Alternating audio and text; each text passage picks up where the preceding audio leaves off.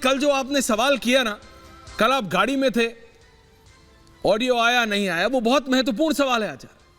आपने जो विषय उठाया, शरद पवार का नेता कौन है? शरद पवार एनडीए में है कि आईएनडीआई में है? शरद पवार का नेता नरेंद्र मोदी है कि शरद पवार खड़गे साहब को माने हुए हैं अपना नेता? कौन है? मतलब इतना कंफ्यूज किया जा रहा है जनता को। मेरे को पर्सनली कोई फर्क नहीं पड़ता, लेकिन आप राजनीति में हैं, आपकी आइडियोलॉजी है, आपकी सोच है। ये क्या हो रहा है आचार्य? नरेंद्र मोदी को हराने की इतनी डेस्परेशन, इतनी फ्रस्ट्रेशन कि जनता को इस स्तर पे जाके गुमराह किया जाएगा आचार्य?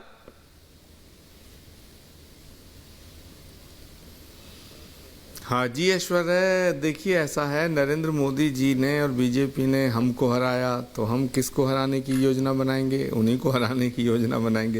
ये तो सियासत में ऑब्वियस है, ये तो एक स्वाभाविक प्रक्रिया है। जब दो विपक्षी दल हैं, घोर विरोधी दल हैं, तो और देश की सियासत में हैं, अहम किरदार अदा कर रहे हैं, अहम रोल अदा कर रहे हैं, बड़ी महत्वपूर्ण भूमिका अदा कर रहे हैं, तो किसको हराएंगे? शरद पवार जी की पार्टी को, उद्धव ठाकरे जी की पार्टी को किसने तोड़ा? बीजेपी ने तोड़ा। क्यों तोड़ा, कैसे तोड़ा, सबके सामने है, कोई कहने की जरूरत नहीं। वो तो कहते हैं टूटी नहीं। तोड़ा, किस तरीके से तोड़ा? साम दाम दंड भेद की सियासत है ना, तमाम प्रेशर की पॉलिटिक्स और दुनिया भर की। मध्य प्रदेश में कांग्रेस को मैंडेट मिला था, कमलनाथ जी मुख्यमंत्री बने, किस तरह सरकार गिराई गई कोरोना के बीच में, सबने देखा। गोवा में 18 एमएलए हमारे आए, 13 एमएलए बीजेपी के आए, सरकार बनाई बीजेपी ने, सबने देखा। तो जब बीजेपी जिस तरह से सियासत कर रही है, तो जो विरोधी दल हैं उनका ये फ़र्ज बनता है और उनका पहला कर्तव्य बनता है, प्रथम दायित्व बनता है कि वो भी बीजेपी को किसी तरह हराने की योजना बनाएं। अब ये बात ठीक है कि बीजेपी इतना ताकतवर दल है, बीजेपी इतनी ताकतवर पार्टी बन गई है। क्यों बन गई, कैसे बन गई, उसके बहुत से कारण हैं, उस पर अभी मैं नहीं जानना चाहता, लेकिन अब बन गए हैं। देश में 2-2 बार सरकार बनाई है, तो उसको अकेले अकेले हराना मुश्किल है और बहुत ज़्यादा मुश्किल रहा होगा। तभी सब लोगों ने मिलने का फैसला किया। अब सब लोग वो मिल रहे हैं जो राज्यों की सियासत में, राज्यों की पॉलिटिक्स में एक दूसरे के खिलाफ चुनाव लड़ चुके हैं और लड़ भी रहे हैं।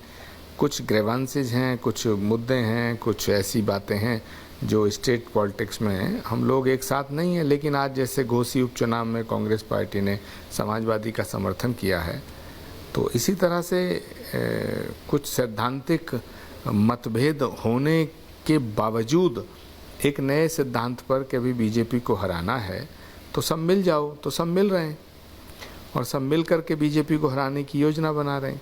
अब हरा पाएंगे, नहीं हरा पाएंगे, 2024 में देश की जनता किसको आशीर्वाद देगी ये तो वक्त बताएगा, लेकिन अभी तो सब लोग कोशिश कर रहे हैं कि हम एक हो जाएं। इस बीच में शरद पवार जी का जो वक्तव्य है वो थोड़ा कन्फ्यूजन क्रिएट तो कर रहा है।